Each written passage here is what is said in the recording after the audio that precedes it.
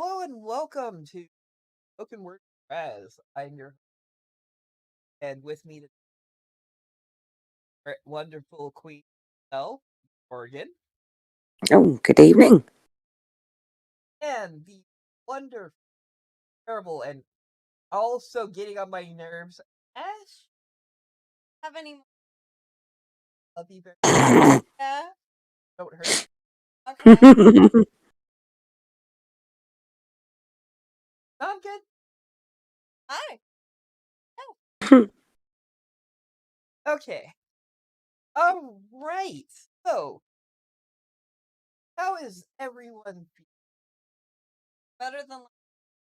Oh yeah. Mm. Had me up till 9 a.m. Really? Yeah, we woke Yeah. up only like an hour ago. Ugh. Now we won't talk about what. Lots of. But because. Finally not. Yeah, when she knocked out is when I did knock out. I was already. I wanted to like hours. I was trying to go. Yeah. I have to. I mean, That is a yes. sentiment I can get behind. To be fair, I choose. A lot of times it's up to you.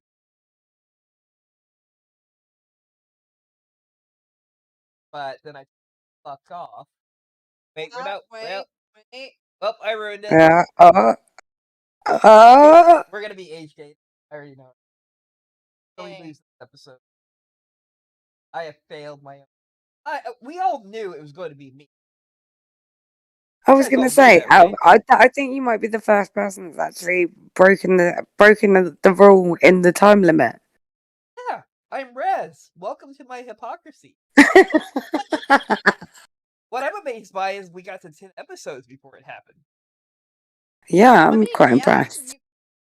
Got the pilot and the episode. Got 10. Wow. Oh, well done us. Go team. Like, international backpack. Speaking of failing when it's going great, topic today. Oh yeah, setbacks and Just you segued that by. Yeah, Inadvertently, it was so smooth.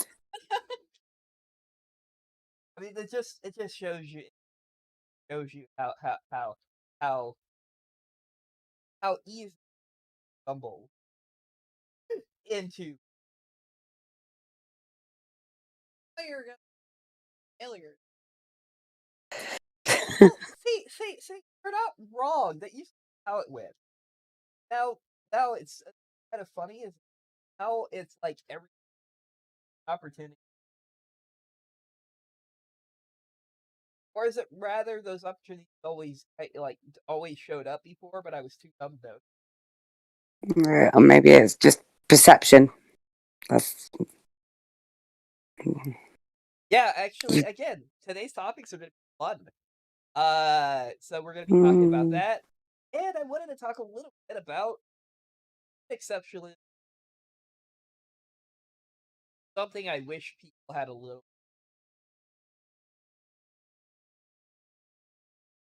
Yeah, you might have to elaborate on that one. Okay, so exceptionalism.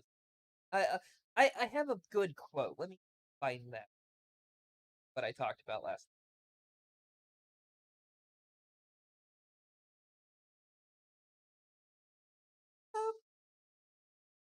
Yes, but terrible Raz voice. Yes.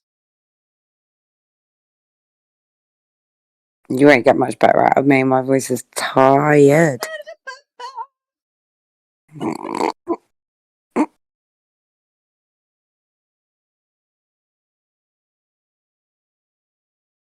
We're on a hold.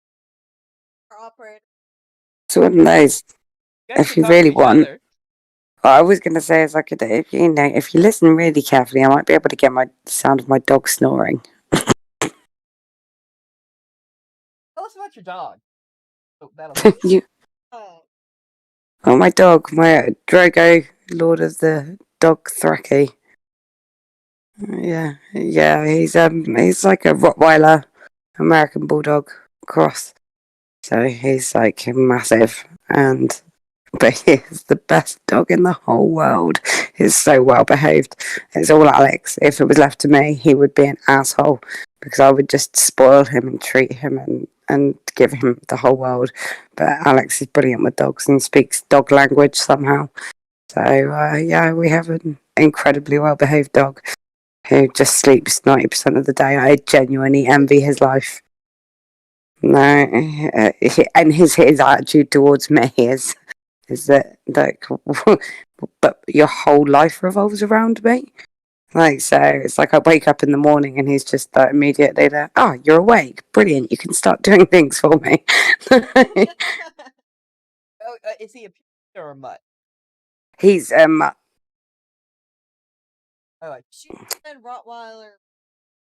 Oh, yeah, he's got like it's mostly Rottweiler. He's got a little bit of American Bulldog, a little tiny piece of Husky in him. So, but he looks mostly like a Rottweiler, just taller and skinnier than a Rottweiler does. He's a very handsome dog. I've been bit by a Rottweiler. Yeah, no, you wouldn't get bit by my dog. Oh no, just telling you, like, oh no, this dog was trained to be like that. Yeah. Yeah, no, that's Why did you it's just so unfair. get bit by a dog? Part of it was I afraid of giant dog who had a ominous. Well, I mean, what? Yes, I was I in mean, a this was situation with a dog. actually kept away from time. Yeah, Now I don't have that problem at all. Or you know this, I had to have this problem. Animal, I give fucks with it at all. that's where you gotta be. They can sense it in you. Oh, again, it's there's a difference between dominant aura and like an aggressive aura. Yes, That took a long time to figure out how to be dominant with. Like you could ask her the meanest. Like like I can go up to people. I've had people tell me like how their dogs act and stuff like that. I will get along with like the meanest dog. I'm actually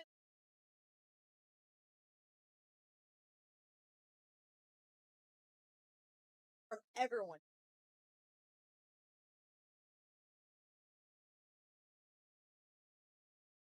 right. And Yeah, oh, and I fucking come first day, bitch literally lays on me and calms the fuck out. And they just ask what I did. And I was like, I like dogs. I don't know. You just exude natural aura. I guess. I mean, a lot of dogs,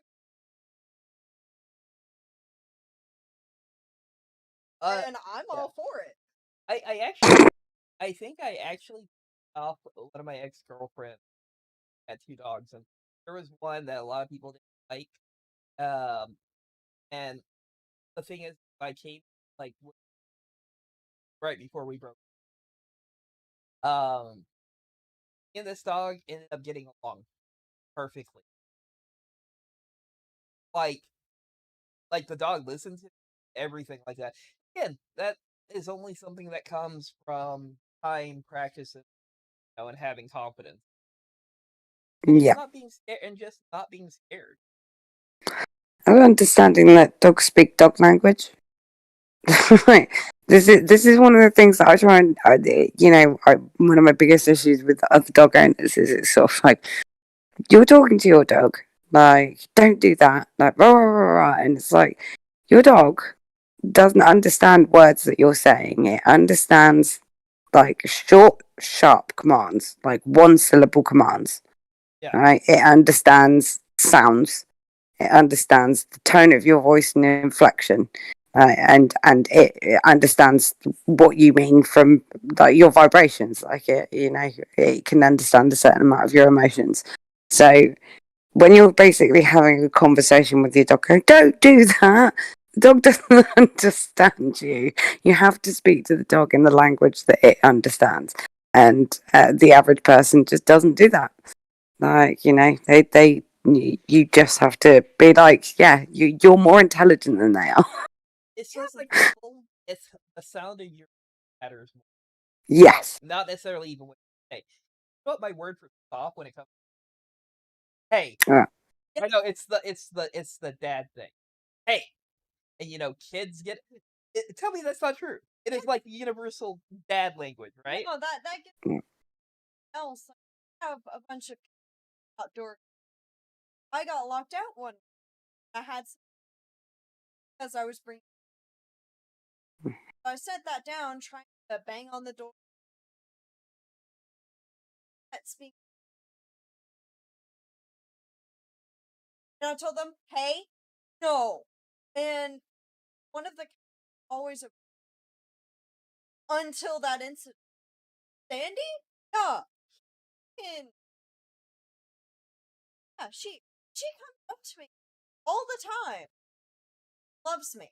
And after that, even when I had the food over there, I told no and showed her that she needs to go down.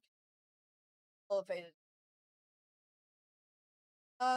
She started coming up to me, just trying to hang out with me instead because Also, because you buttered them up with McDonald's. that is not Sandy. Hazel loves me. I bring.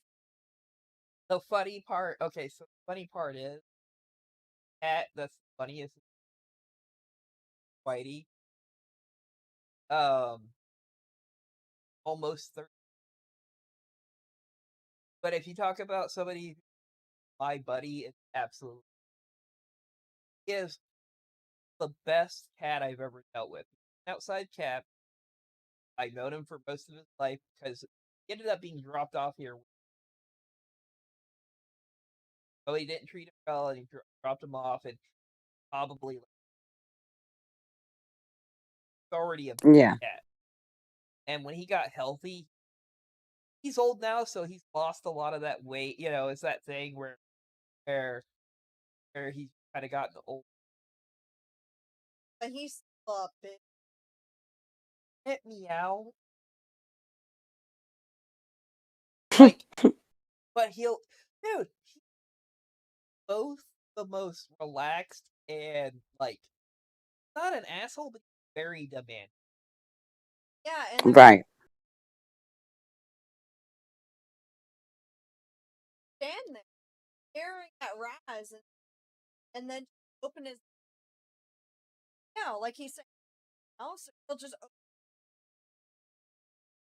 sometimes he'll get like a little white noise type noise and Raz has to come over there. He won't eat until I give him attention. Yeah. And Eddie's he is a jealous cat when it comes to stuff. He'll come up and just rub against my legs, that stuff. He stands in my way, but does he know? Like again, I've stepped on him before and everything. Cats know how cats. Yeah. He has almost killed me more times than I can count, and yet I never lose my temper. And even though I've stepped on him a few times, like here's the thing, he is skittish around new people. Like I'm treated poorly. So for you to get on his good side, like the most loyal. I love and just so incredibly loved. And if I trust somebody, he'll start trusting. At first, I had to teach her how to deal with her cats that up and ever with. But our cats are like the. Now here's the thing. Other than Whitey, and Whitey will let me pick him up. It's not I just don't most. Right? Not used to. He doesn't care for it. I'm the only person allowed to actually pick him up. Yeah, I did. Whitey's I cool. was gonna say Really, oh, I I have a cat, but my cat is an asshole. as you I would argue Like that most of our other cats are. Go on. I'm sorry. no, no, I have one cat. She is my house cat. I've had her for 11 years, and she has always been a bitch. And the only people that she has ever really liked has been me and Phoenix, and then additionally Alex. She hated all of my friends. No, she used to swipe at my friends when they would come through the oh door, my like try god. and take their legs out and stuff like that. She just hated everyone else. But us, she's fine with. But recently, she's got old and cantankerous, and she just follows me around the house, meowing all the time, like Oh wow. all the time. Like I'm surprised you haven't heard it. It sometimes in the background, like every now and again, I'll be like, we'll be on the phone, and I'll be walking through the house, and meow, meow, meow, meow. I'm like, oh my god.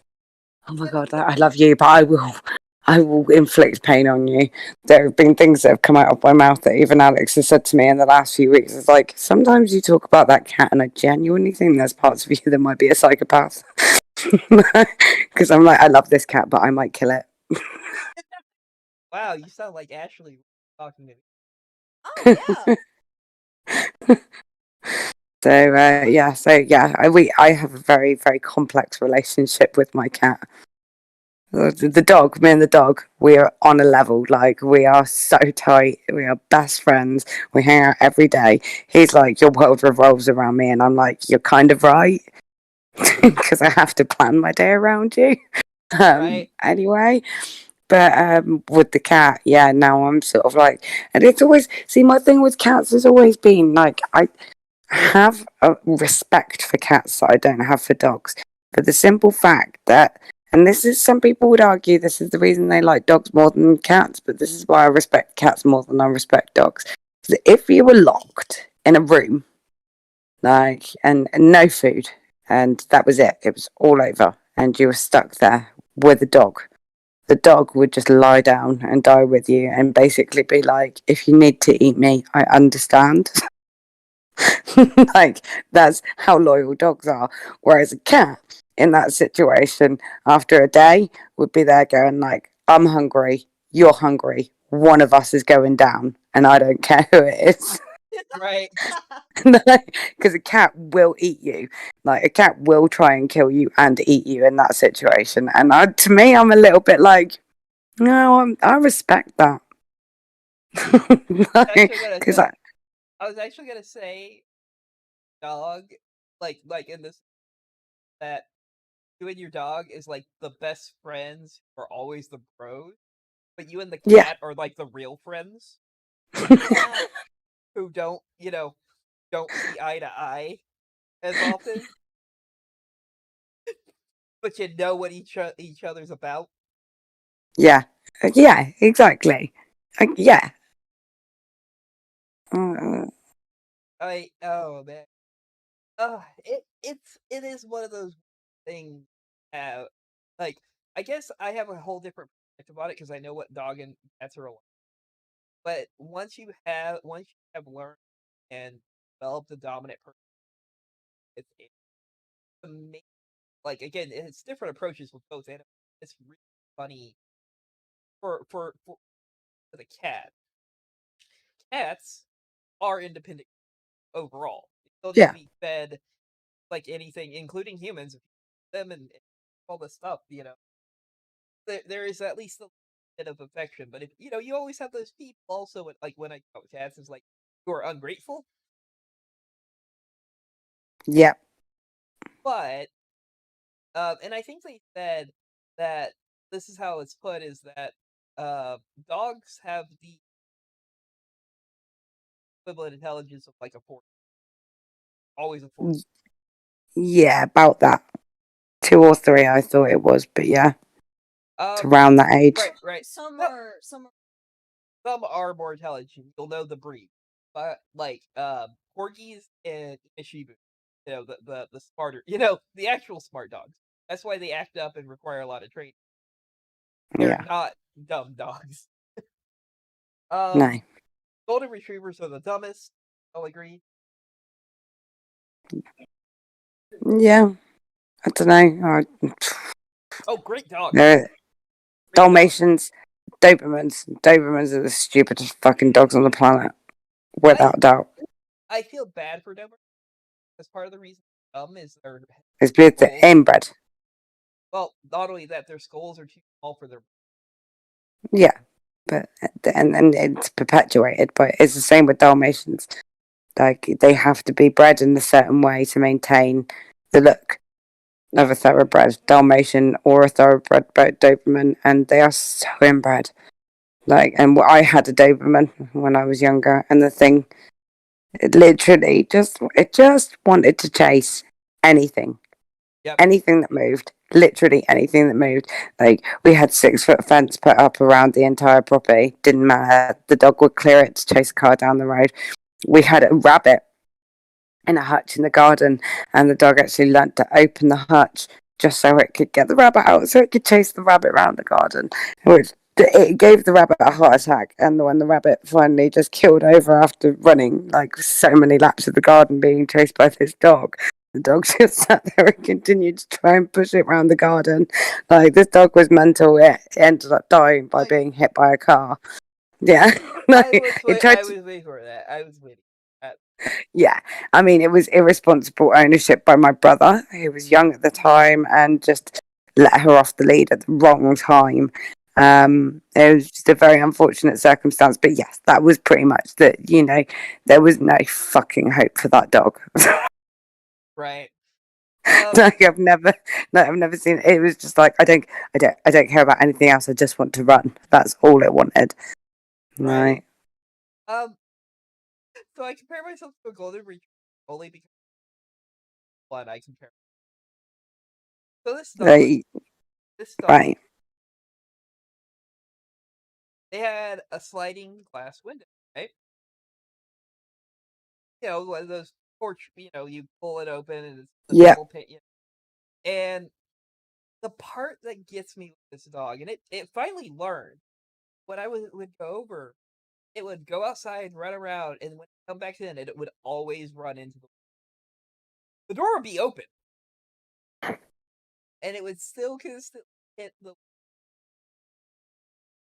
Probably having a lovely time whilst it was doing it as well.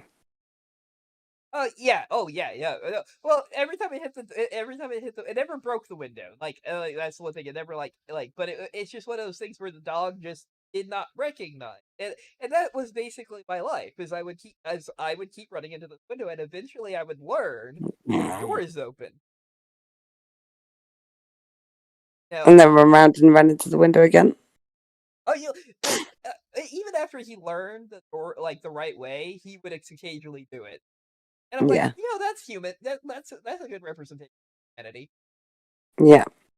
I get behind this. Like, I will make the same mistake multiple times before I actually learn to not do that.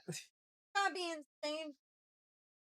Yeah, and sometimes you'll walk back into which again, I brought this up because it's actually a real topic. Yay, we're back. Woo. All right, I found the quote. So obviously, really, right? Like the philosophy, right? Yeah. Okay, so the quote I gave it's the world. If the world doesn't care, we make it. Everything is. I shall carve into life my name, and it shall be forgotten. The effects will not my name.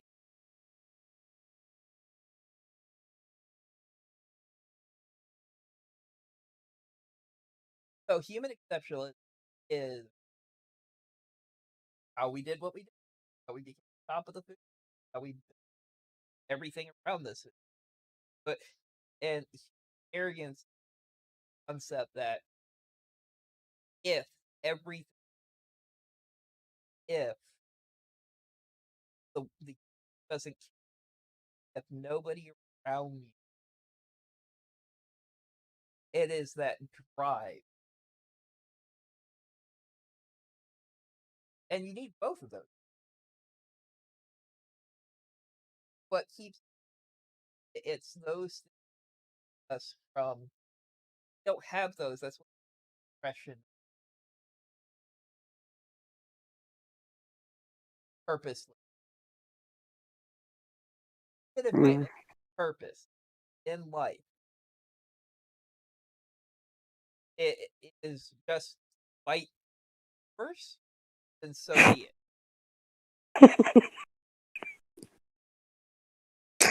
I mean, it's a worthy existence. Well, yeah, I mean, again, and if you find it right, if you do all the work, don't fall to the praise of vices, all those set us back. That then the good that we do turn to dust. Will gain rewarded that. Yeah, Being an American is all about that concept. You know, yeah. our development as a country was literally saying "fuck you" to king, fuck you, and I'll do what I want. yeah. But again, but that doesn't mean that you are the consequence of that. But life hard. I think you all have Mm. felt that moment building yourself, and then life just and it likes to drop kick you, right? Push in the Booty mud. And a calls. shit food. It likes to booty Yep. call. Yep. Mm. It's like straight up like, do. Hey, what you up to? Oh, that? I'm sorry. Just like, It's it's the Tinder date that you can't say no to. Yeah, it's just gonna show up and it's gonna fuck oh, you. It's gonna do one Pretty again. much. Pretty much. I was like, yeah, we're well far enough now that I can swear. Yep. Oh yeah, yeah. We're way You past that already point. ruined it anyway. Yeah, but we were way past that. Like it's 3 to 5 minutes. So yeah, yep. No, Yeah, well eh, past that. um, and going and like again, it's just what life does, and it's gonna be from multiple things cause it, or it could be disaster, accident. Gravity being. Mm. fuck gravity. I mean, it's what happened to my foot. There's eyes. Well, yes, It the was ice just causes a the break, general science. but gravity is what causes the break.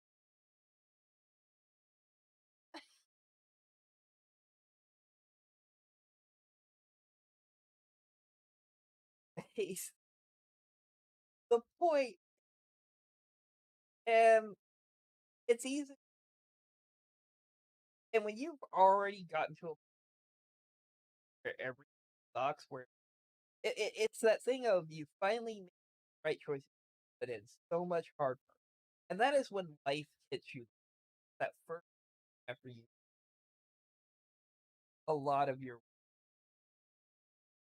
Yeah. uh Dust yourself off and try again. well, it's more than just stressing yourself off. It's learning how to cope. Mm. That first hit is hardest because it's so easily fall back in where why the fuck does it Yeah. I mean if all you're gonna get up and get and this is where against because you have to remind yourself of the fact that to fail like you did with all this had me had to be successful for life to kick you that hard. Oh yeah. And you have to have that arrogance that fine, fuck you. If you're gonna keep kicking me, I'm gonna keep fighting. for myself, for everything, and I'm going to do better, regardless of, regardless of. That's a hard mindset. It's an Yeah. because no matter how many times life never gets easier. I keep telling this, they don't really comprehend this concept. Life never gets easier. Life will keep doing this. What is that you are better at life? You're better Yeah. at coping with, better at recognizing around, than getting popping back to your. Just like anything Yeah. else, it's something you have to live through. You have to go over and over and over and over again. But And why? It's life. because it has ultimately life has. Hello, Pterodact. Hang on. Oh, you've. Can we Uh, take off the video chat, please? Because that's what's that. Turns on. oh, Yeah. oh, there we go. Hang on. Oh yeah, It's you're on a like. phone still. Yeah. Oh, oh that crashed her. So let's give 20 seconds. I have to keep. There we Hello. go. Yes. Hi. Yeah, that's better. Sorry, it just went on. It goes on immediately onto loudspeaker when that we go onto the video engages. Oh, that makes a lot. Yeah. That sucks. All right. Hi, Pterodact. We're talking about setbacks and how to deal and cope with things, especially on a rise to betterment and all that stuff. And I had a great question for Morgan, but I said that life is going to keep hitting you and that you have to keep doing it. And she asked why. Because one thing that I have found, there is one thing to point to anything kind of not about religion, but like something spiritual, humanity. When life throws those challenges at you, what gives it the failure, or because it makes us that much. We are just built for challenge and the success of a. I'm not sure that I am. Oh, you're just starting. Hold on. To be fair, you're only starting your. Of course, you're gonna have all the doubt, and trust me, I was there. Ultimate, I am the ultimate hypocrisy when it comes to this. Yeah. Okay, I never. I'm gonna, Yes. if I may, I don't want to jump on somebody else, but I was going to say, from a point of view of somebody who was depressed and facing some issues. Okay, um, you breathe, take a breath in, let a breath out, take a breath in, take a breath out. If you don't take that breath in, you start getting hypoxia, you start getting dizzy and everything else. So it's a setback. You need to take another breath. But then why? That's what I hear when I hear that question. Why? Why, why do I come back when I get a setback? Why do you keep breathing? Why do you keep opening your mouth and talking and eating and doing all the other things? Because you don't want to die, generally. Yeah. Even when I was like, there ain't nothing here for me, I'm going to end it all. I'm just going to take a long walk off of a short pier, which, yeah, I actually did at one point. But the why came in, and my body sat there and, slapped me upside the head and said, "Hey, brain, what the hell do you think you're doing? I ain't ready for that shit yet." And of course, I spluttered and splashed and did all the other things, and it was like, okay, I need help. And I got some Yeah. help. And it taught me, I learned some things, how to cope with that why. And the why is kind of right now, a lot of times my why is just to be a burr in somebody else's blanket. Fight is the next to self-hatred. It's amazing how effective fight. Yeah, I agree. It's a I'm the powerful definition. tool. Well, I'm the definition of self-hatred. Fight motivator to be a better person. You would think it'd be the opposite, right? Right, guys?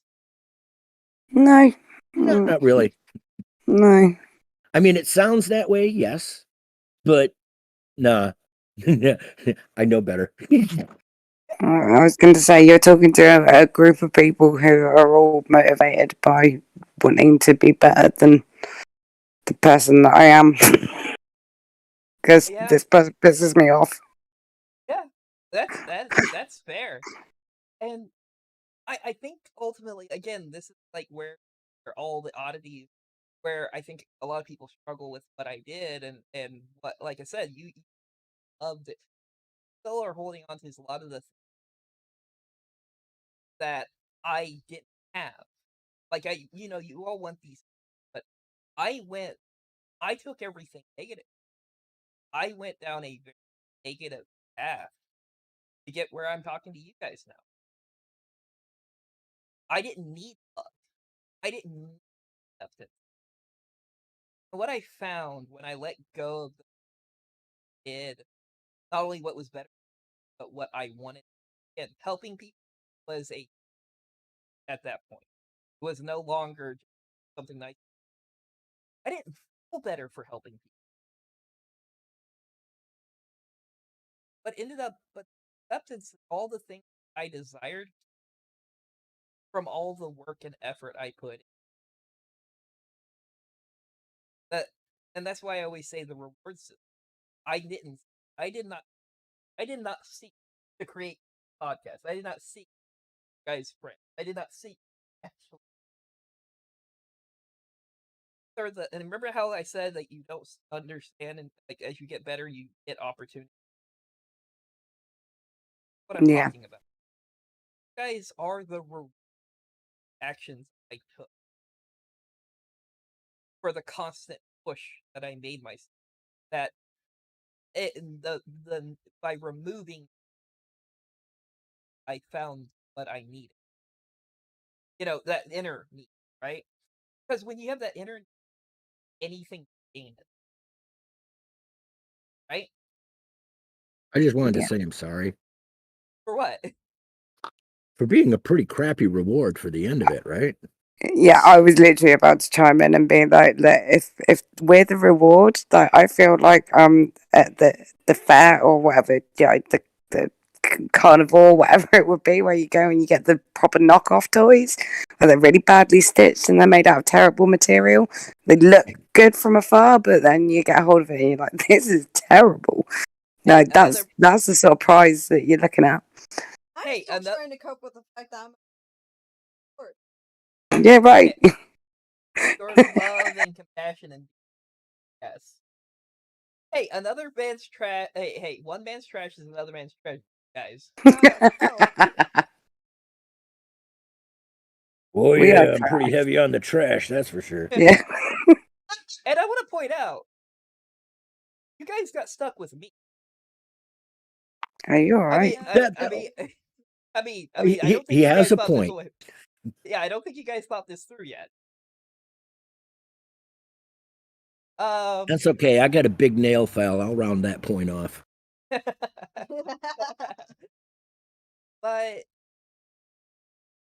but it also, like I said, what changed is realizing actual importance of giving somebody time, importance of putting yourself out there, importance of, there's a fine line of, okay, so this is where it gets hard to explain a little bit in my mind. It's both giving no fucks while giving all the fuck. You know, putting those in the right places. For That's an me, oxymoron, right? Well, Emphasis on moron, yeah. Okay, fair. I would venture to say it's the giving of no fucks, but actually truly caring for those that you are in contact with. Not just Yeah, what can they do for me, but really caring. I think more to the point is giving the fucks where the fucks are required. yeah, All the fucks where the fucks are required, and none where they are not. yeah. And I point this out, this part where living by your ideals.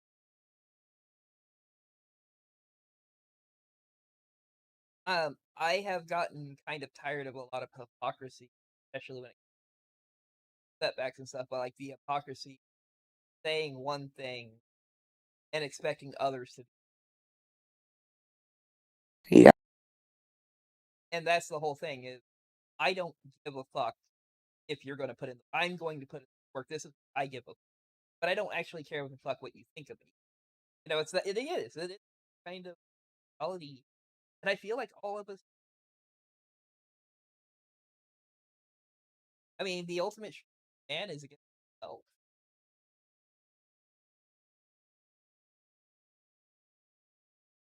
When you're caught in the and no matter what it is, your will pushed upon the.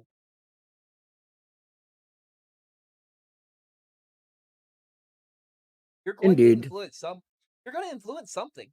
That's the reality of it. It's something. Even if you go out into the world thinking you're not going to do anything, just your action is by inaction. Yeah. I have a story for that too. Well, go ahead. Well, again, this is going back to that really dark point, and I had a couple of things that I did. I mean, one of the things that this is back when I was still on Facebook before it became another trash heap. So that tells you a little bit about how long ago it was. Yeah. But it was interesting because I just put a little. I took an old photo of myself and I applied with a crack texture to it in like Photoshop, and it was. I mean, that was mostly what it was. It was that photoshopped picture of me with the crack all over the place, and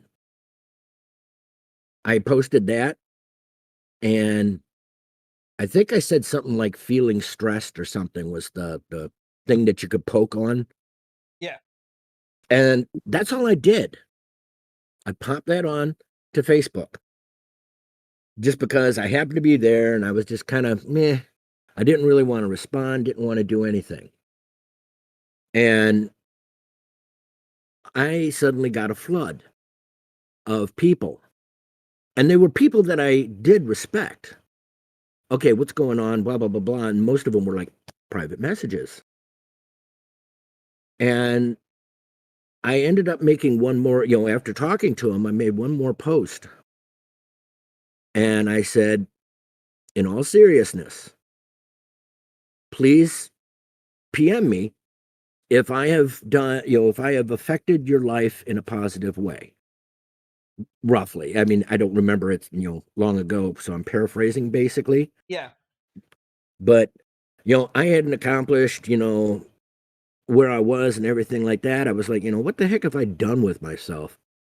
And I did that, have I done anything worthwhile? Have I done, have I helped you? Have I, whatever. And now I don't have a huge friend list on Facebook. Yeah. My friends all responded all over the place with, you did this, you helped me with that, you taught me this, you taught me that, blah, blah, blah, blah, blah, blah. If it wouldn't have been for you, I wouldn't have done blah, blah, blah, blah. And then I started getting their friends people that I knew barely, peripherally almost, they started popping in.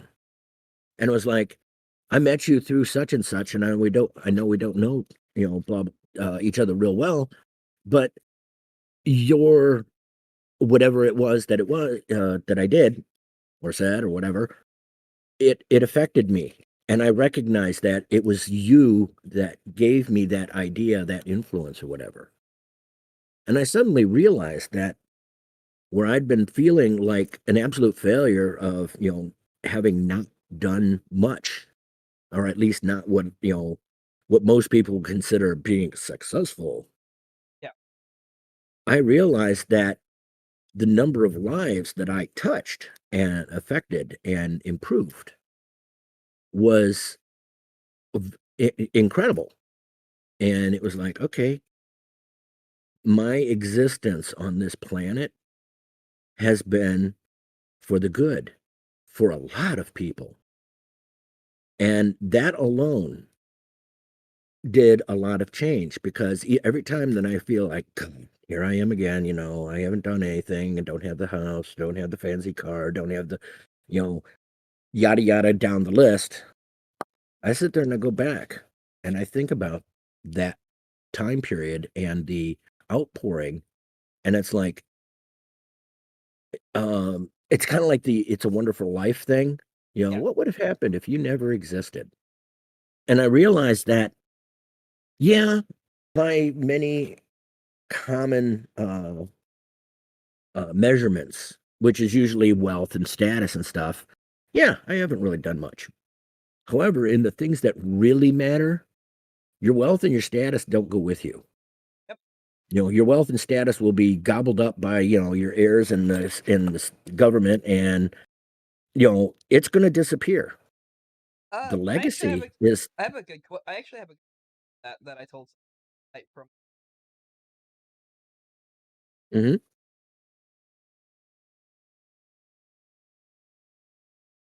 uh so the first thing speaking are you and greatness concept of greatness or remember again we all forget or they just or that we find out later, right? Biggest thing identity um you know those things don't like you, they become shadows a lot of times people, but it is the Mm. ideals that pass on or to the legacy to around you because I believe that everyone. Yeah. And that's kind of, what I'm driving at. It's like, so many people think and talk about, oh, fame and glory, blah, blah, blah, blah. One, yeah, there's been people, lottery winners, that have won millions. Yep. And they went the whole fame and glory route. And, oh, yeah, I'm going to get the fancy car. I'm going to get this. And I'm going to party hard. And all the things that accompany that thought process. And it's something that is noted, that those are the people that end up penniless. They squander it, all of it goes away, and they end up in the same shape, if not worse, because then they're bitter. Oh yeah. Man, I didn't have nothing, then I got it all, now I got nothing again. Blah, and it's that was your choice. You chose that route, and that route is hollow. It looks really good and it sounds really good because you can do all this stuff, but when it comes right down to it, when it goes, when it disappears, when you lose that fame, or something comes out, and you get canceled, basically, it's all gone. And then what do you have? You have worst nothing. worst one, like again I know I didn't like rapper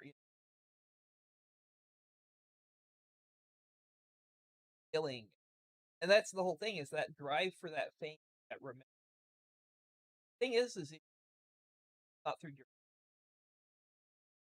No, it's in doing things that are memorable. And everybody talks about the uh, all these different bad things. Oh yeah, everybody remembers the bad stuff, nobody remembers the good stuff. Well, there are other people that have done horrible things and then changed and did good stuff. And that's what they're remembered for. That legacy, that what influence did you have? Yeah, I may not have any heirs that go on just because my kids are not, well, one's autistic and the other's not having kids. So it's like, as far as my line, it stops with me. My brother, on the other hand, yeah, they're rabbits. Wow. Oh my God. He has 6 kids. Yeah. That's impressive. I'm kind of like, dude, I think you need the industrial strength rubber, That's okay. You We're you probably need gonna have the six you kids. need you need the Trojans Right? by Firestone there. I mean, the chances are we're probably gonna end up by 3. Huh. Were you included in that decision, Ash? Yes. Well, Fucking literally. wait, well, the Brady Bunch got it partly right, but it's been known that it's cheaper by the dozen, right? Right. Right. Right.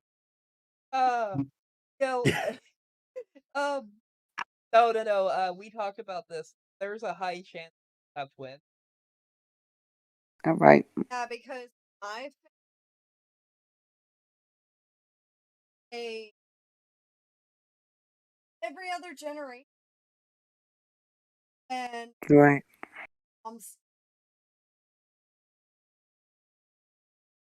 highly Yeah. mom is, Yep. and her other twin, Yeah. right? My aunt.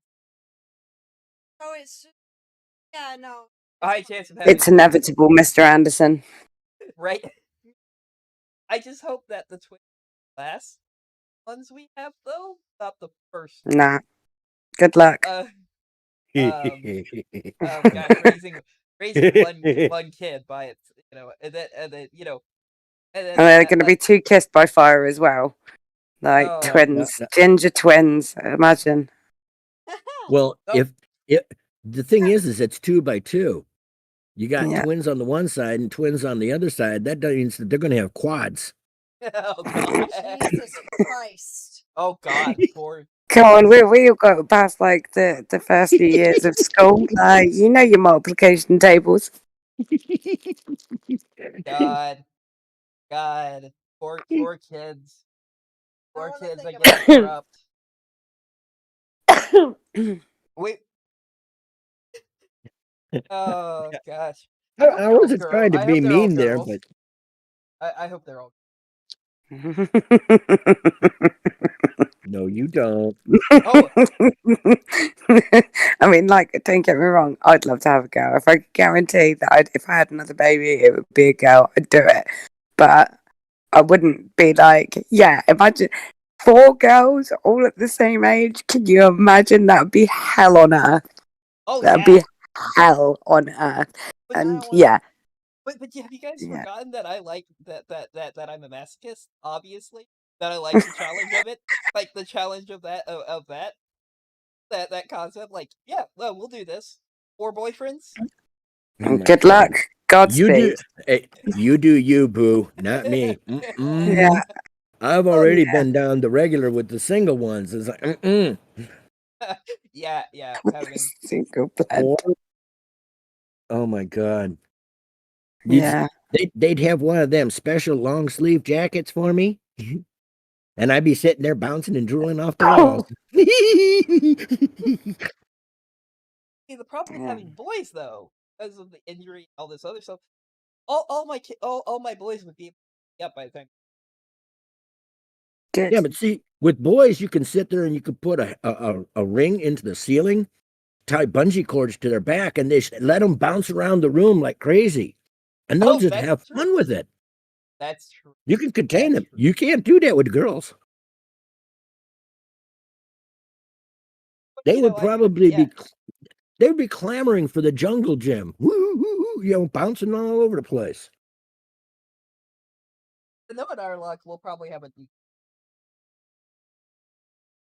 Oh, but yeah, no, I only have one girl and 2 boys. Oh man. Eh, but yeah, no, going back to the whole thing is yeah, like I said, legacy. I guess I guess I don't like. I have the human. I don't have the vanity. Like I've said multiple times, I don't care when like everyone talks about dying twice. Once when you die, once when you're not. And I don't care about being free. If the ideal 5, if the perfect, if life is going on, it doesn't Yep. matter if I am remembered. And that's partially from a bad mindset. Like we all talk about this, how my mind works when it comes to this. I don't think Mm. I'm really that important to talking about. Everyone else keeps telling me the opposite. So Self-deprecation is an ugly thing, ain't it? Mm-hmm. now, uh, going back to something you said earlier, though, Paranak. Um, one of the things that I would have made a uh, I want to make clarification on Savage Patriot podcast. Talked about a lot of my life in the. That's very. But one of that is a lie that you're head. How I think I started reviewing my life and hanging out with guys and as months. I remember a lot of positive people I just thought. Yep. No, I didn't have a lot of mentors. Um, but there are things that that, and I used to tell people I have 30 in. I Everybody don't, has that. Yeah, I was going right? to say that's not unique to you. Oh no, I get that. It's just the way that I viewed it because by the time I was 30, I was lost my had nothing to you know, and I did have a lot more like yeah, I would pick up a lot of bad things, a lot of bad things. There was a lot of good that or not even that I was aware of. I guess I just didn't want to. I didn't want to see positive about. All right. For something from the gaming idea. Okay. You did a certain set of sequence of events and things that you thought were good. But the boss monster decided, no, they weren't that good. And he stomped all over you. You just had your chance to respawn and do it again and do it right. Yeah, yeah, So for that, try that for a little bit of a perspective. It's like, right. hey, yeah, I have this other stuff, but now I know where I made those mistakes. I won't be doing them again, and I have a chance to become that much better.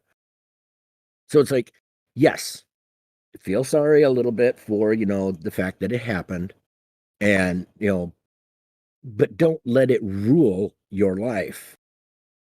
Remember the lessons that it taught you and Yes, apply those lessons, but don't let it rule your life.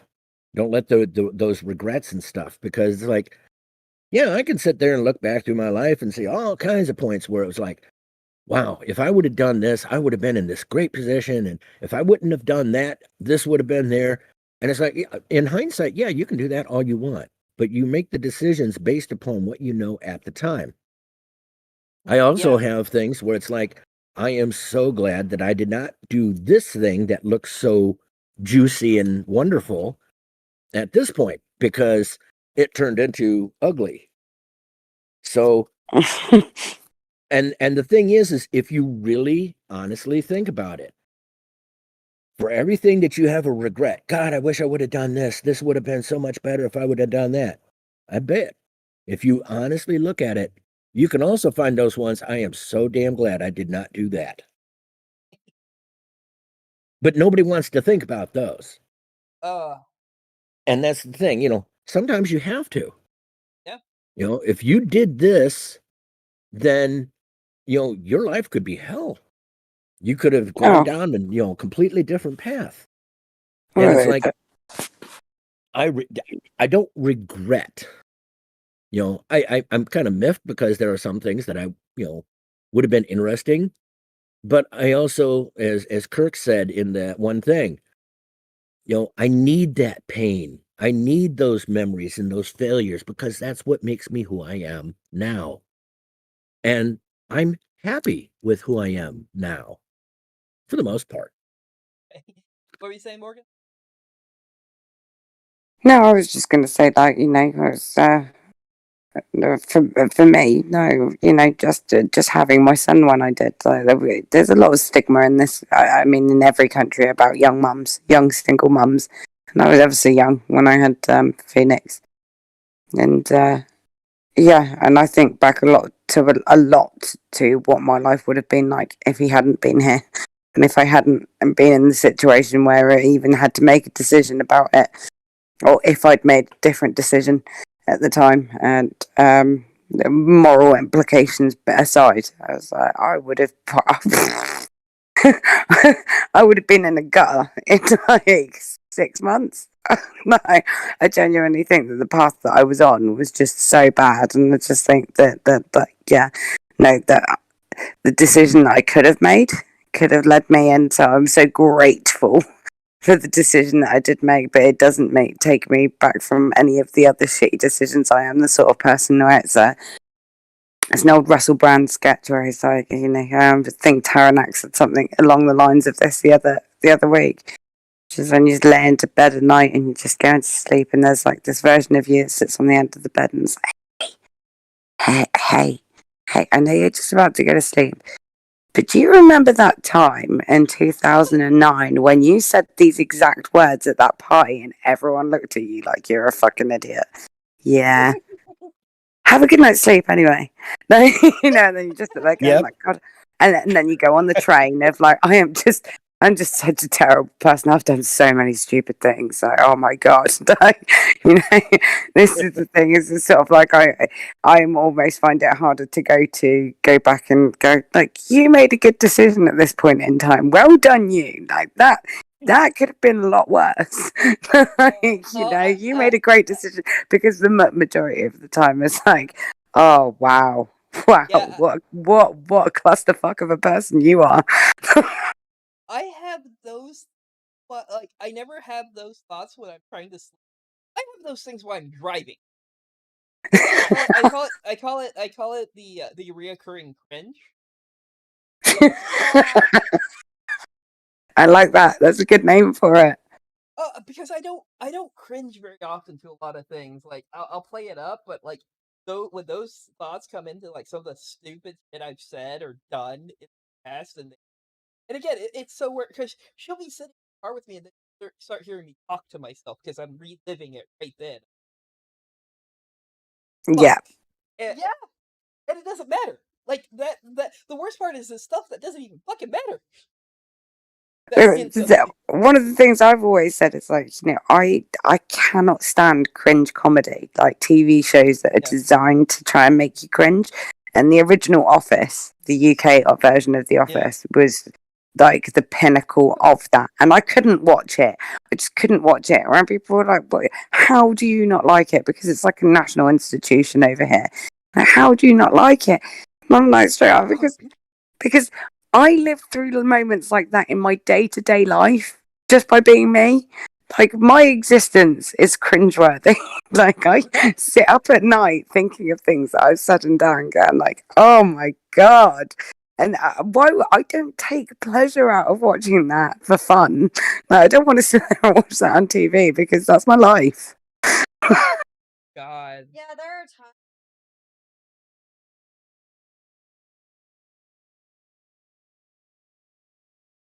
Bryce can't take it. He legit can't take it. He'll literally leave and let me watch it before he actually. I Yeah. struggle through cringe. I struggle through. There are movies that I love. There's that one scene, and I can't do it. It just. And the worst part is it angers you, right? Isn't that it, Morgan? It angers you more than it like. Well, because because it is something that I get from my own behaviour so much. Like, looking back on things that I have done, I have such cringe moments of like, oh my god, I can't believe you did that. Like, because I'm so impulsive when I am in a situation. Like, and I'll just be me and I'll just be spontaneous, and then I come back to these things. It's so painful. Like, it hurts, it angers me. It's like, why do people do this? Why do I do this? Wait, I can't watch this. Why am I watching this? Like, Oh, yeah, so there's a whole frustration that goes along with it. I do understand it. Yeah. it's the tell me if this isn't when it comes to that. You're stupid. This is stupid. You're stupid. Why? Why? Why? Who wrote this? Why? Yes. Am I right? Yeah, exactly that. Exactly that. Well, Oh, What about this is funny? that's one thing that I am so grateful for. I grew up before the era of everybody having cell phones and cameras and all that stuff. So, much of the things that I did that would be serious cringe never got recorded. There's no bloody evidence because I did some stupid shit. I mean, we're talking See, stupid with 3 O's, but there's no evidence. Nobody I, can dig through my Facebook or Twitter history and go, well, you remember back when you were in blah, blah, blah, blah, you said this and this. Yeah, bite me. You can't do that to me. Morgan, I think this like a lot of the worst things that you've done cringe definitely like the prize. 100%. I was going Yeah, to so there's say, no evidence either. we are very lucky in that we are just got on the cusp, being the age that we are. We are just on the cusp of it. So it was like just as we were coming out of the age when you were particularly banned for that sort of thing, it was just sort of kicking off. So there may be some things like on an ancient Facebook page that I no longer use that might still be able, but I don't think it exists anymore because it's been dormant for so long. Like in the annals of Facebook, so Mark Zuckerberg has still got access to it, but I don't. I So, but deleted yeah, all this is mine. what I mean. So it's like there might be something out there somewhere that I would be like, oh, if that, yeah, no, I'm not. But no, I don't. I don't know. Yeah, I think we just missed it. Yeah, we lucked out there. I mean, if there is evidence, it's on Polaroids. right, And they right. fade over time as well. So I won't tell you how to find it, but there is some old YouTube college. I've got loads of them. It's mostly me telling stupid jokes.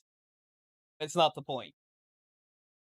well, It hell, is. I can go out there and watch those popular YouTubers telling stupid jokes. So I mean, No, but we're talking like when I was fat. Oh, dude, it was like I'm not gonna get into all of it, but it's another form of cringe that I can't believe this, and I have no way because it's on somebody else's channel.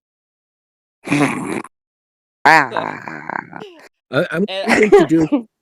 I'm going to hum a couple of bars, okay, and see if you can remember this. Amaya hee, Amaya ha, of course I Amaya do. ha. I love this song. I don't care. I unabashedly love Oh, this song. I like the song I'm so too, but I'm pleased. talking the whole Numa Numa. What Yeah, brought it to the forefront?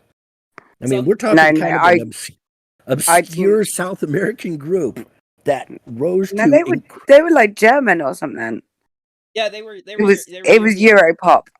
It was Yeah. Europop 100%. Because the thing was that it might have been weird and obscure and brought to light by the kid dancing to you guys, but it was on music TV. It was on MTV in the UK. It's kind of And what so brought we Europe. actually listened to the original song. I'm pretty sure me and my friend had some dance moves to it. It actually brought like the full Europop to America. That's the funny part.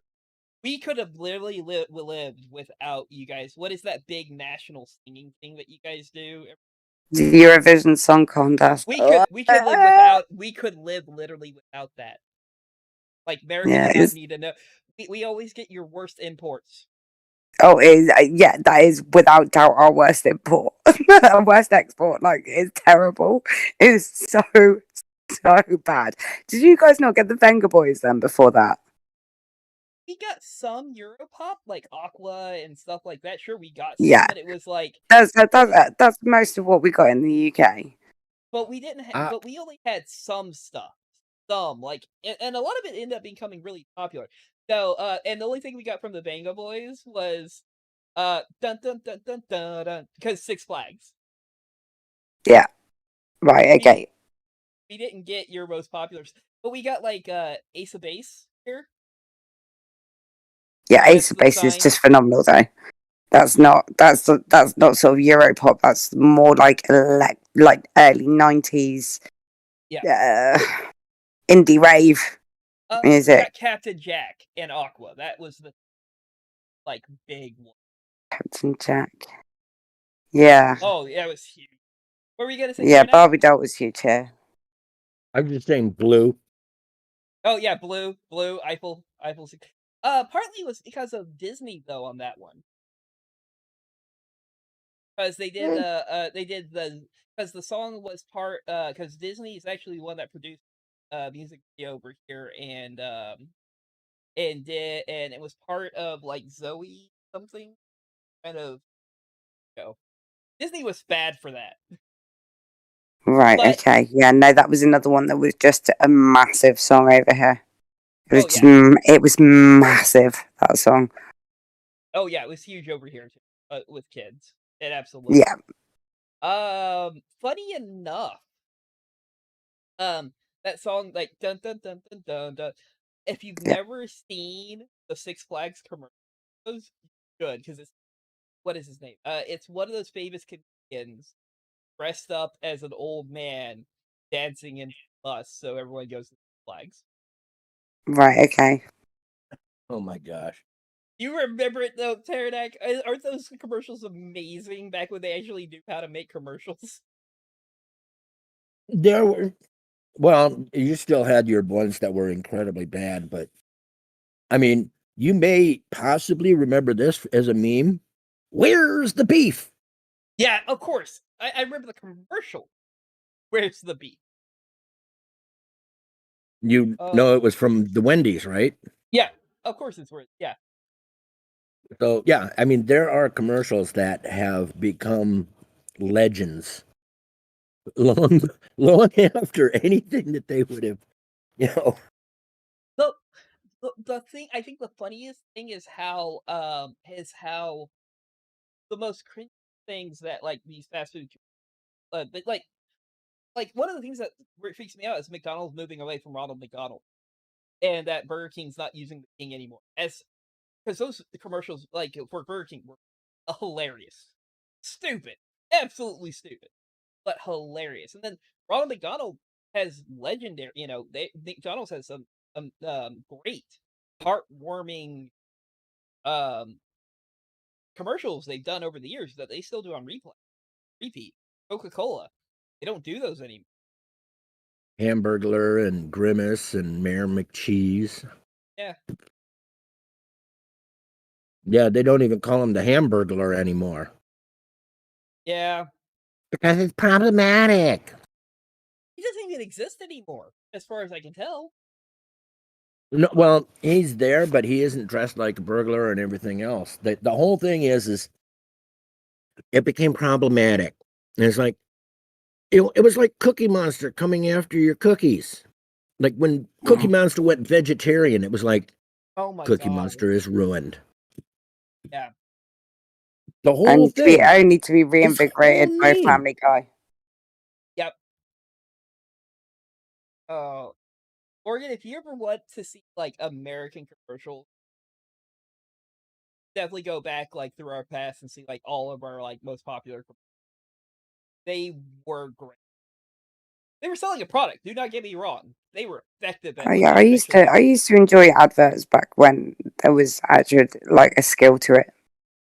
You have dumb ones like Batman driving all through Gotham City in a Diet Dr Pepper.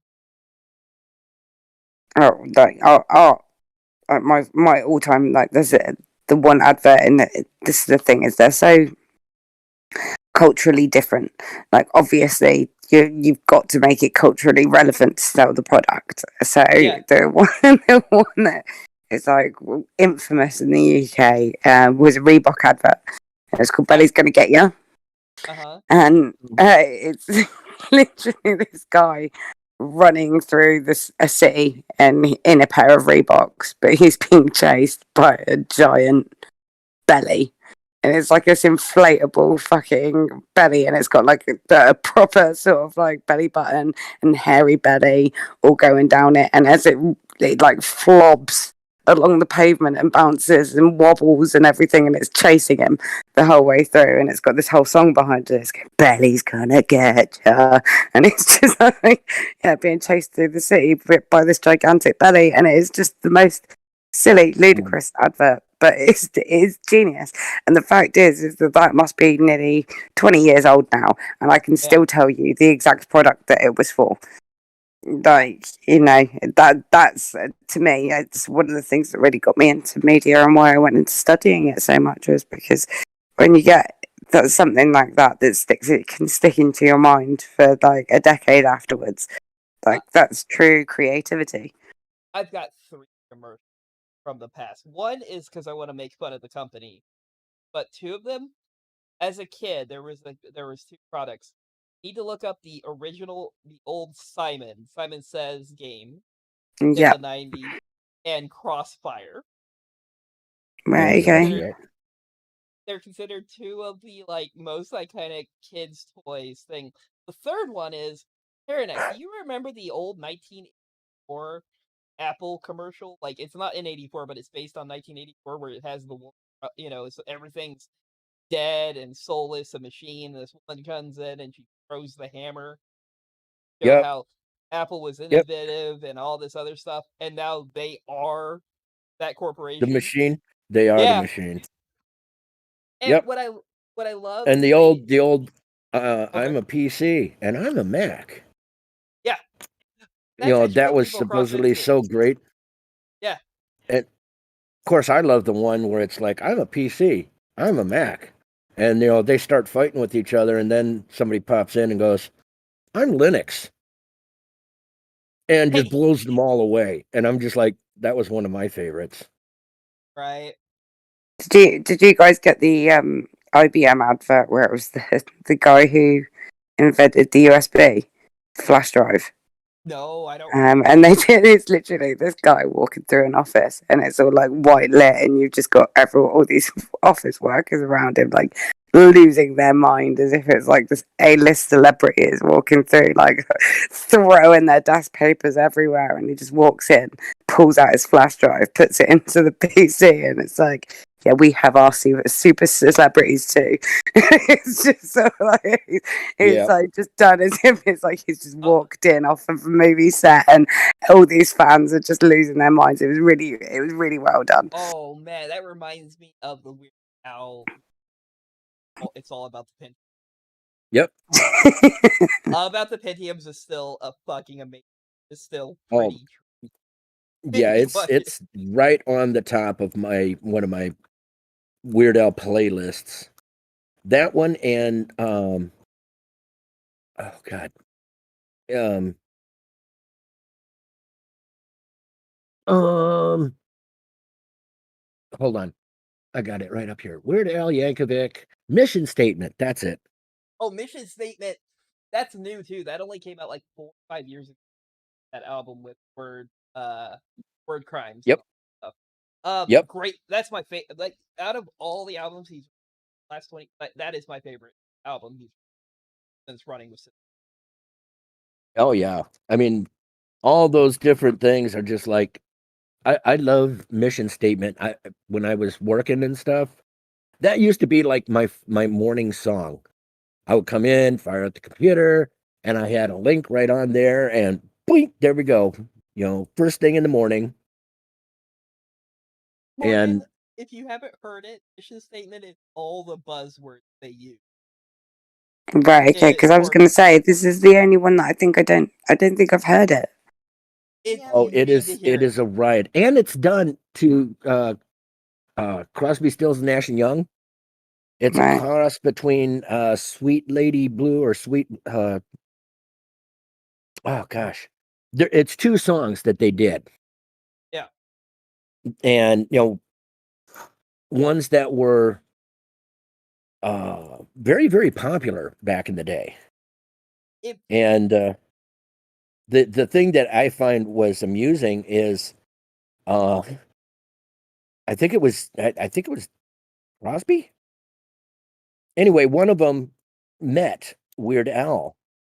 And you know, supposedly one of the things is you made it when Weird Al does a parody of one of your songs. yep. And the thing that was funny was he met Weird Al on the street in New York. And he mentioned, he says, "You never did one of our songs, it kind of bums me out." Weird Al whips out his phone and plays the MP3 of the song that he just made for that album. And he was just Wow. totally flabbergasted that not just one, but two of their songs. And he was recounting how he was just so totally, he actually went and called up all the other members of the band and said, "We've done it, we've done it." And they're like, what?" And then he mentions, Weird Al is releasing a song based on our stuff. Oh yeah, man. that's true. Also, if I have to point to something else that comes off that album, that ever so often, when the world is down, you need Oh god, yeah. First World Problems is one of dude. You know what I loved about Weird Al is he did First World Problems. He did don't record, don't copy this stuff like that. Calling out Hollywood and stuff on the things that they were doing. Yeah. Oh yeah. Weird, the fact that like you don't really realize how like monumental Weird Al is until you realize that he has the balls to do something like that.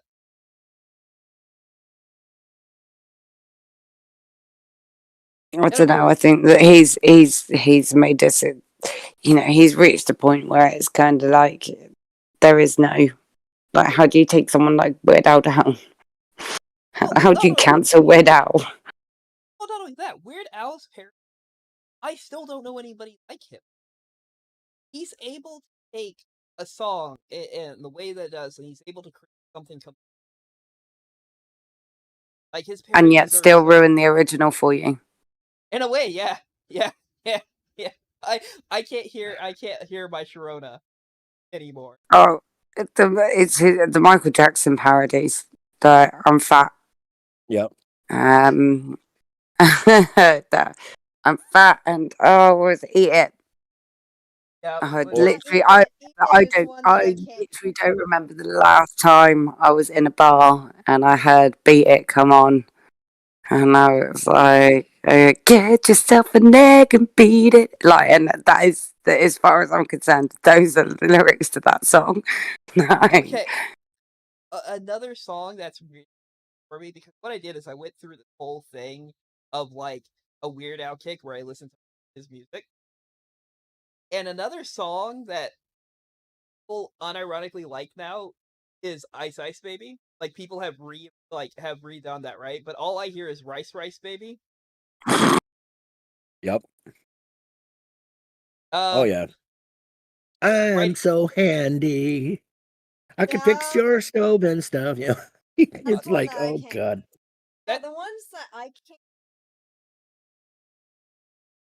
I never. So all I listened to was like Albert stuff like Bird Crime. Oh, word crimes. Yeah. I can't original at all anymore. What's all the bad Yeah. songs, right? Like that's the thing is, it's also the like No. care about the beginning. Another one, You're Pitiful. I can't fucking. The fact that I showed you that one.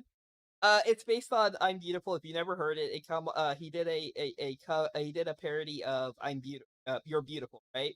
It's called "You're Pitiful." Yep. Or the rapper ones. Oh You know, yeah. I mean, all about the Pentiums. That's one of them. White The and Amish Nerdy. one. What in that Yep. is? Amish Paradise. White and Nerdy. Oh my god, Amish Paradise. Oh god. The funny part with that one is I don't even necessarily think the song is bad.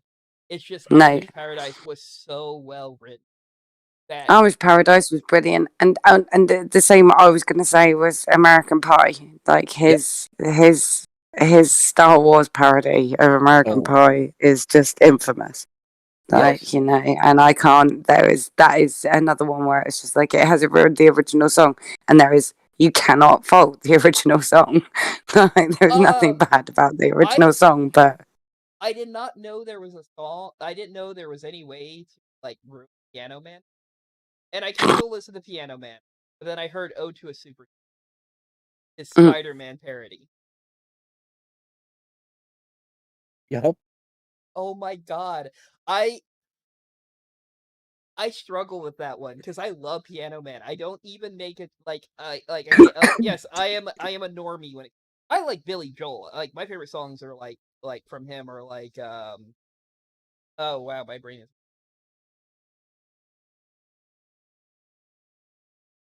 We what didn't start the fire. well those are like all the normal ones, but it's like Still rock and roll to me. yeah, Uptown but Girl. Uptown Girl. yeah, Jinx. but for me it was like for me my favorite song from him the longest time the That's it. Yep. acapella. It's Yep. I Yeah, that's connect another to good that one. song, but the point I was trying to make is like Weird Al is just perfect. But he's a brilliant songwriter. And the part that you could go, oh, but he's using other people's stuff, and I was like, do you know how much effort? Like, because you listen to other parody artists, they just make dumb jokes or something. It takes a masterful mind to be able to come up with a whole new concept. Yeah, He also has and good. Oh, oh, go ahead. there are. I was going to say there are other parody artists out there that are particularly good, but none of them do what Weird Al does. They do their own sort of. They're not parody songs. They're just comedy songs. Yeah, Like there are comedy songs out there that are brilliant, but parodies. He is he is the be all and end all of the parody genre. he also Well, made the there. greatest breakup song ever. One more minute. One more Well, minute. and Oh, go yep, ahead. What are you saying? and well, you know, something else. You know, when you're talking about um, back in the day, back when conventions were not taken over by the current crop of idiots. That's the best way I can put it. Um, Back when D&D was still a bunch of outcast nerds, gathering around and everything. It's it's one of those things that um we used to have what they called filk singing. I know it, folks. And filk singing was a misprint. It was supposed to be folk singing. And O and I are like right next to each other and they hit the wrong thing. So it was like, okay, on this program we're going to have this thing with filk singing. And that is exactly, Weird Al type of stuff. They would go in there and they would, make these parodies of songs, mostly just changing the lyrics, which is what Al does. Yeah. But changing them in ways that were really funny and really cool. And there's a bunch of songs that I know that aren't Al related, but the parodies are the ones that I remember. Hey, Yeah. And I have a specific artist actually. Have you guys ever heard of Evan Brooks? He got popular for a little while back in the or mm, Hey There Cthulhu, yep. and he did a filth of The End of the World by REM. It is REM. Yep. But it's based on Firefly. Okay. Yep. I forgot about him. He did a ton of these things. I think he's great. He took a lot of these songs like doesn't want to be defeated, based be sedated and stuff like that, for like because he played that old Heroes game, City of Heroes. And Well, so he made a bunch of books off that. I was just going to say, I'm going to interject. If no one, I'm sure that you have all heard of Tom Lehrer. And 'Cause we're I was like, poisoning pigeons in the park. Oh, there you go. That's my springtime song. I literally sing it. I will skip around when the spring comes in and in sort of March and sing Poisoning Pigeons in the Park. But he is the godfather pre Weird Al of comedy music, and his songs, if you haven't listened to them, are absolutely genius even now. Poisoning Pigeons in the Park, the Masochism Tango. Yep. The periodic table of the elements is obviously the most famous one. We'll all go together. We'll all bow together when we burn. Is it? Or we'll all go together when we go. That's Yep. especially fantastic right now. Yeah. There are an entire selection out there. So if you guys haven't listened to them, I will look out for Evan Brooks. If you promise me, you will look up Tom Lehrer. I know him. I don't have to see it in front of me. No, I know the not be didn't look. I only know one song out of those. Yeah, but it's true genius. True genius. Long before. Okay, I'm right. Right. So I have Poison Park. We'll all go together. So long, Mom. And then Masochism Tango. Masochism Tango is one of my all-time favorites as well. That one's It's genius. Yeah. I'll tell you another one. Victor The Vacuum Borgia. Rag. Sorry. Yep. Victor Borgia. Have you ever heard of him? No. Victor Borgia, back when Sesame Street and things like that were big, he came on and he did punctuation as sounds. I do know this guy. I just looked him up. Yes. Where it was I reckon I will if I see his face. So, and he went and he read sentences, a paragraph using that, exclamation point. Period was, comma was, or something along that lines. And I mean, question mark was, listening to him read the sentence and do the exclamation things. And it was like, or the various punctuation. It was hilarious. And, we're talking clean to the point of, children's television clean. I mean, yeah. I mean, we're talking, even Bill Cosby was dirty compared to him. Probably not the best reference. No, well, I wasn't going that way. Bill Cosby was considered clean comedy back in the day. Yeah. Yeah, no, I know. I'm just, It takes a special kind of talent to do something in that way too. To do something in a way that is hilarious.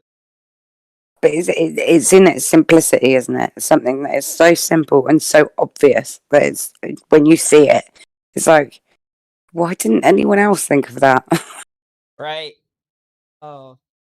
If I had to choose... Oh, good. Well, I just wanted to quick mention, it's like the difference between George Carlin and Gallagher. Right. George Carlin was the rude side, and Gallagher was the silly side. They talked about the same things, the same observations, some of the same other things, but the way that they approached it, George Carlin, approached it from the kind of a cynical, really? This is what it is? Really? And That was an excellent George Carlin.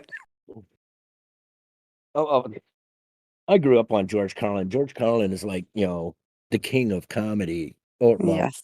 he's in the royalty of comedy, let's put it that way. There's quite a few that were up there. Yeah.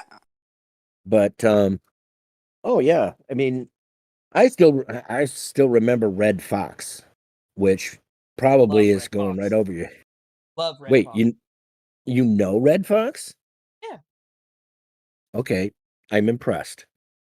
Usually I say Red Fox and they have, who? Fred Sanford from Sanford and Son. Oh, that guy. Well, he Yeah. wasn't that funny. No, he was old by then. You should hear the stuff that he did before Sanford and Son. Oh God. Also, killing him not funny? Are you fucking kidding me? What did that He show? well, again, some humor is subjective, Well, some and people are just wrong. I'm sorry. Big facts. I'm gonna leave that one alone because I'm one of those I can laugh and see the absurdity and humor in most things. There's not much comedy that I would consider sacred or Right. Oh no. too far. I mean, hell, Lenny Bruce and um, God, I can't even remember the guy. He used to come on there, with a cigarette. Was a New Yorker, you know what I'm saying? Oh God, what was his name? I I Um, have um, I have a show though talking about this stuff. That is like you have to know this show, Terran. Red Green Show. yep, yep. That was also hugely funny because, especially from anybody who lives in a country environment or backwoods environment type thing, that's where his was so damn funny. He would approach, normal, what we the urban type things, but he approached it in such a way that it was hilarious. Oh yeah, Morgan. Do you know who Red Green is? Nope. Well, here's the thing. I know that you know this part. Everything can be handled with duct tape or WD-40. Well, I Saying mean, that. that's just a statement of fact. I don't know whether I know where that statement originates from, but that is Well, and that even in is rural that is like areas, one of my philosophies. but in rural areas, that was kind of a norm. That was kind of the norm. But his show specifically was about that. Right. Okay. In the Oh fun, yeah. in the funniest ways, everything was duct tape, and you know, and again for pop culture, that's where that came from. Is a Yeah. If pop it if it culture if thing. it moves and it shouldn't, it's duct tape. If it should move and it doesn't, it's WD-40. Yeah, and there were corollaries to that. Like in the military, it was if it moves, salute it. If it doesn't move, pick it up. If you can't pick it up, paint it. That's great. Okay, fair enough. Fair enough. But oh man, it's one of those things that yeah. Oh no, I agree. Comedy is stuff like that. Again, even my thing was but like I if I had to choose my two favorite wasn't George Carlin or any of those people. It for me, it really was John Candy Yep. for what he did off and it's about how they did stuff on and off stage that mattered, right? Or like movies or stand up, right? I find John Candy and it's gonna be Robin Williams. Yeah. Yep. And I watched all. It's not like I didn't watch any of these things. I still think that oh, what is his name? Black comedian um Eddie Eddie Murphy. Murphy. Eddie Murphy's skit in the '80s was fucking phenomenal. But I just thought those two were better on both ends of the spectrum. Robin Williams was the master of improv. Yes. Just plain out, there is no other that can even touch. Well, no, I take that back Okay. because I have seen Jonathan Winters and Robin Williams go at it. Oh man. I couldn't breathe after the first couple of minutes.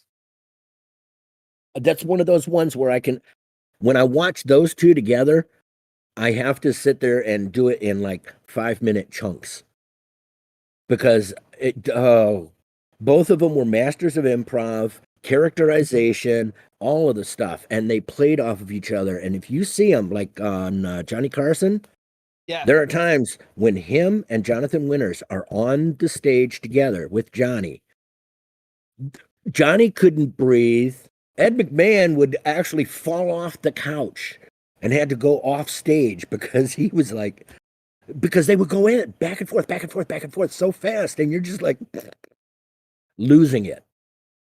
So I was Oh, gonna say Robin Williams was a worthy successor to Jonathan Williams.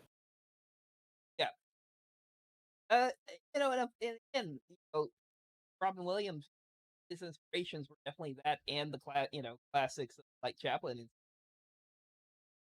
you know, those Oh were yeah. were absolute. I think it's really funny.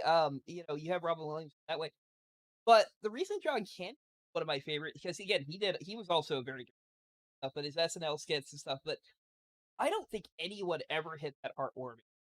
As funny as that is, even Robin Williams did not match the level of heartwarming Candy really.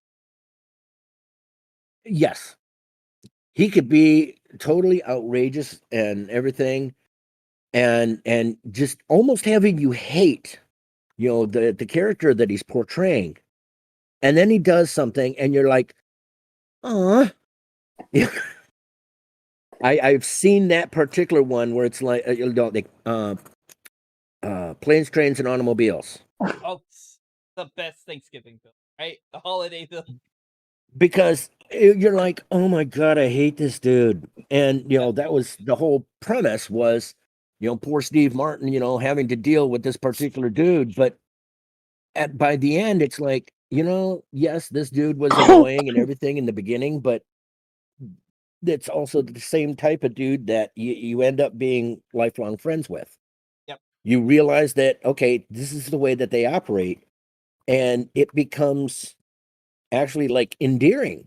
It's one of those things where I have seen many, many times, and this kind of ties back into some of the earlier stuff we were talking about. I have seen the really, really popular people that everybody wants to emulate turn out to be complete garbage. Just basically horrible people. Yes, they were funny and um, interesting or whatever it may happen to be, until you really got to know them, yep, and then you're like, what did I ever see in this person? And Mm. then there are others that can be annoying as hell, that eventually, once you get used to it, it's like, okay, well, that's the norm. You suddenly go, this person isn't as bad as I thought they were. And giving people that opportunity to bypass the first impressions, um, is a very, very valuable skill, in my opinion, because everybody's going to make, a bad impression at some point. yeah, And having that ability to look past it and realize that, you know, everybody should be given at least an opportunity to prove themselves, if you want to call it that. yeah. It's like the other person I would put things who died. I think stuff like that would have been who I think had that same heart and struggled horribly with drug addiction. Chris Farley, Yep. and the reason that I have so much him compared, so the thing, because I love his SNL, especially the one where he's the dancer. You know, he wasn't a perfect person, but listening to the Spade talk about his right is so genuine. Other ones who died, you know what I mean? Like there's something about that and seeing his life and stuff like that, and that imperfection, but also just that trying hard to overcome. Which I feel And is not a thing a lot in Hollywood as much as you would, wearing Yeah. vice and all that stuff. Well, Chris Farley was one of the ones that first impressions when I first saw some of the stuff, Yeah. it was like, okay, this guy is just a buffoon. Yeah. You know, you look at John Belushi. Oh yeah. You saw John Belushi, and it was like he's a buffoon. Unworthy, blah blah blah blah. And it was one of those things where John Belushi had that edge that just put him slightly onto the good side. So even when he was being a buffoon, Yeah. it was still funny. Right. Whereas to me, at first, Chris Farley, uh, Dana Carvey, um, God, played the mask. Jim Oh, Carrey. Jim Carrey, yeah. Yeah. Those were all people that were like, when I first saw them, like in SNL and stuff like that, or um, Living Color, whichever it was, I was like, okay, I don't really like these people. They kind of suck. Blah blah blah blah. But then, as I saw other work, the expansion into other areas, I realized that no, these people actually are really really cool and have so much more to offer than some of the more quote popular ones that were all surface, and they turned out to be crappy people. There are so many that were like that. Yeah. Oh yeah. And I want to think. One of the things interesting about like listening about John Belushi, he really kind of was also the best friend you have. Well, that sounds like me. Right. But I think that's the thing I've learned. Again, this is why if I like there's this thing about loyalty kind of honest having to be that's the difference between unbearable ass and again there's a difference between like being the unbearable asshole that does nothing, right? That want for power over, like that's how I view it, right? It's that, and that person who is loyal, your friend, and will just tell you the truth, no matter how Yeah, much it sucks. yeah. Well, yeah. And It's fine. those are Oh, people that are important to keep, yeah, even when yeah, they irritate the hell out of you. They're still the ones that they're not the yes men. They're not sucking up to you and you know ending up with a brown ring around their collar. If you catch my drift. right. They're the ones that understand the situation and they kind of feel bad for you, but they don't pity. No, we ain't playing that game. Let's come on, up, out the door. I don't care. Fuck off. We're gonna go Yep. have fun. You're gonna enjoy yourself. You're gonna shut the fuck up. Tough That's true. love.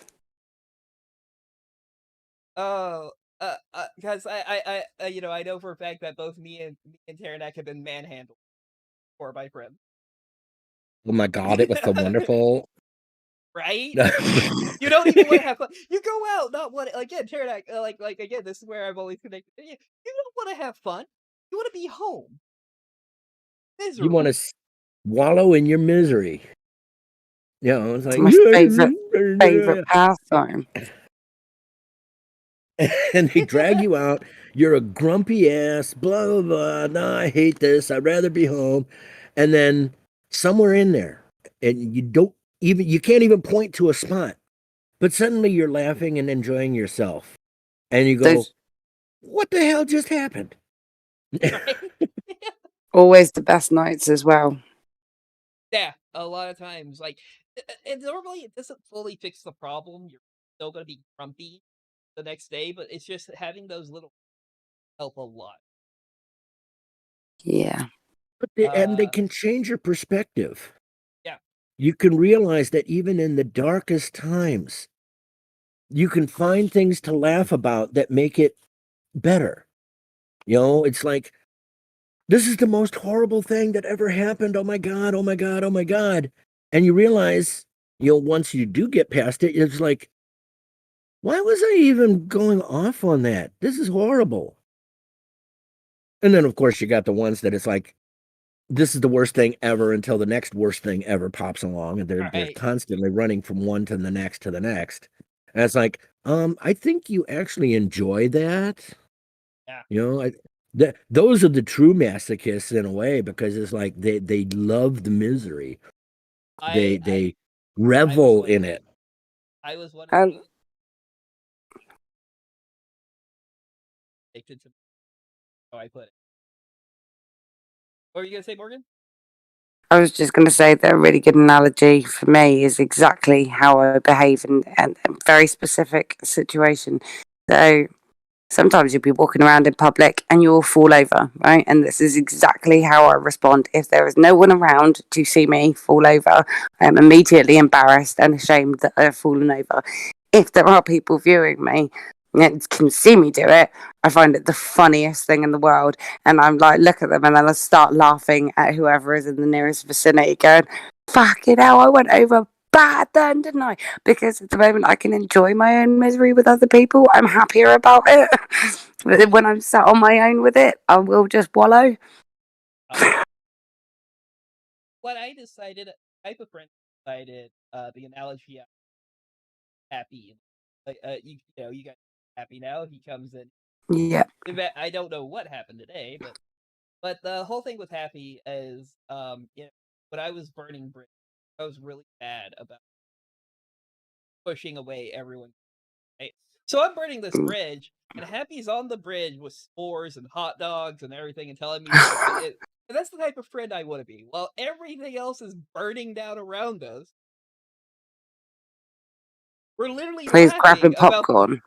Oh yeah, but we're also laughing about everything falling apart. It's not the "this is fine" meme. This is the Rin and Stimpy of laughing at the chaos that you know what I mean? It's the Beavis and Butthead thing, right? What are you Everything's talking just about, Ryan?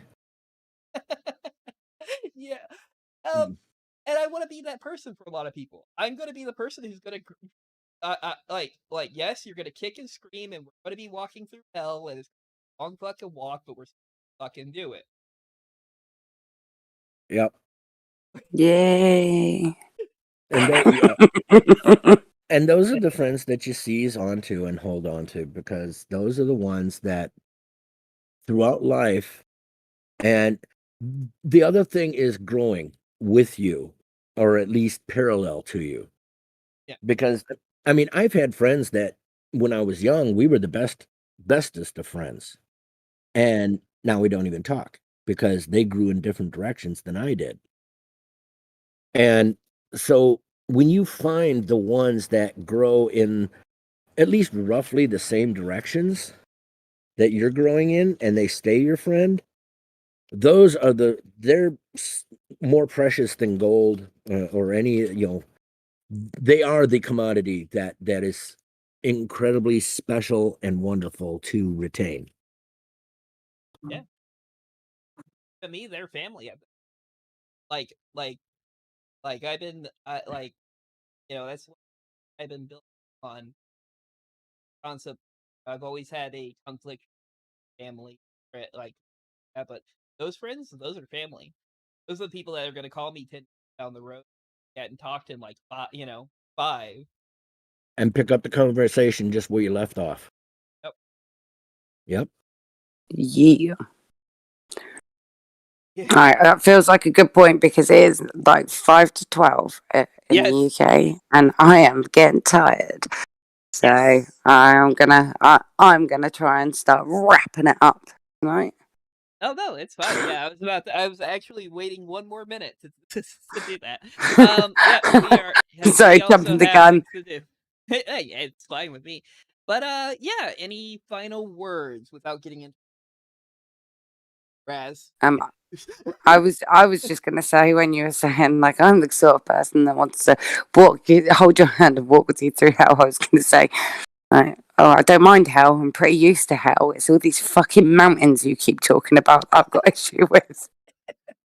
which I'm not. I'm sure no one outside of you, me, and Ash will even understand that. But yeah, so that's my closing thought for you. Got nothing. I just Nothing. Six. Nada. went. No, this has become our norm. Get 2 cents. Talk. Fuck. I have a terrible. Okay, never mind. I'm not going. We are a family picture. As far as anyone's concerned. Jeez. I am going to read from Fortune Cookie. Conquer your fears, otherwise your fears will conquer you. And by that, I mean almost all walks of life. It does hold true. When you let other things control you, you become a slave to them. Conquer them. Be yourself. Don't follow, follow your real passions, not the false ones. Now, my final thoughts goes along with Morgan's statement. In life, you're going to find those mountains that you have to climb. A lot of times you will hit the peak. And then life will kick you off of them. And then you find a bigger mountain. And even if it is just a little harder, that you'll be climbing Mount Everest. You know, you're going to do an well, let's say not Mount Everest, but basically you're going to find an impossible feat to do. But there is something grossing about even with all those failures, all those kickbacks and stuff, overcoming those things.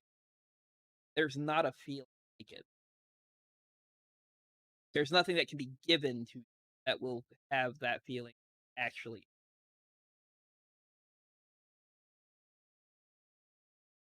So, yeah, that's it. That's all I got. All right, let's wrap this up. Oh, guys, thanks for coming in. This was a lot of fun. Anyone who listening to the podcast, subscribe, comment. I hate doing this. Like, subscribe, leave a comment, talk to us. We want to hear your thoughts. Boom, boom, boom. Well, that's not. I true. got you. Don't tell them things that aren't true. Well, we do kind of we are interested in other people's opinions, just if they're correct. Well, that's not true either. No, seriously, if you guys are interested, come on and here's so that's going to be kind of fun moving that and stuff like that. If anyone else would like to come, like, we're also going to be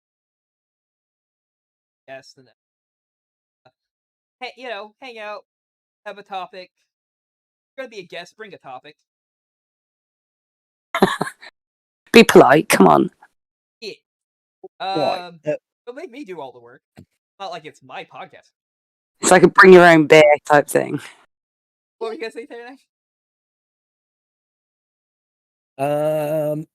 I've decided to withdraw my comment. But yeah, no. But if you guys really like listening to us and that it's helping other pass on,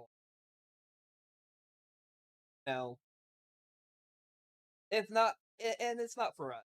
We're all having a good time or bad time. Perspective. It's some. It's some. But some hear certain. Sometimes just hearing that somebody else is going through some of the same things that you are and how they handled it is helpful. Yeah. Now, yeah. But anyways, that is the spoken word with Raz. Bye, Ash. Say bye, Morgan. Bye. Aranek? Salutations, and may your road rise up to meet your feet. And are out. You guys all have a great